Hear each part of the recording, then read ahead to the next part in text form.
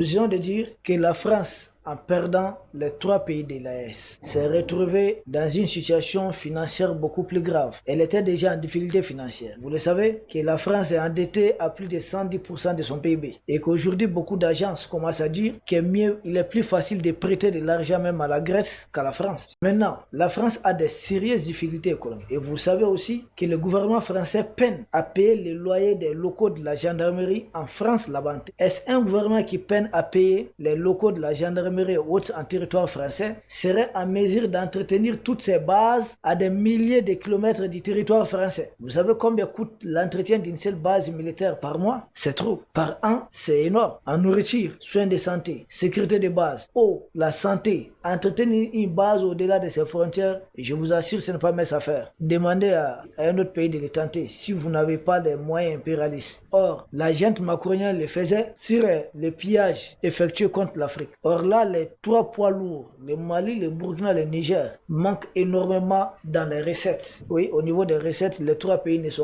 sont pas au rendez-vous. Ces trois pays sont même en train d'aller jusqu'à fabriquer des réacteurs nucléaires avec des risques. Donc, ils sont en train de se projeter vers d'autres horizons. Ça crée des difficultés. Donc, Emmanuel Macron, face à des difficultés économiques et financières, parce qu'en faisant des prêts, vous êtes obligé de réajuster. En Afrique, nous nous souvenons de cette histoire de programme d'ajustement structurel. De quoi s'agissait-il? C'était la même chose. On rachète, on met sur le marché une société d'État. On enlève 50%, on diminue l'effectif 50% des travailleurs. On garde peut-être 50%, mais 30%. C'est la même chose. Macron dit qu'il va réarticuler. Ça dit, il va diminuer en fonction des prêts, en fonction des fonds disponibles. Et là encore, ça ne tient pas beaucoup. Emmanuel Macron s'est rendu compte que même les peu d'effectifs qui restent, il ne peut plus entretenir. Il demande aux pays africains, puisque ce sont ces pays-là qui abritent de telles bases,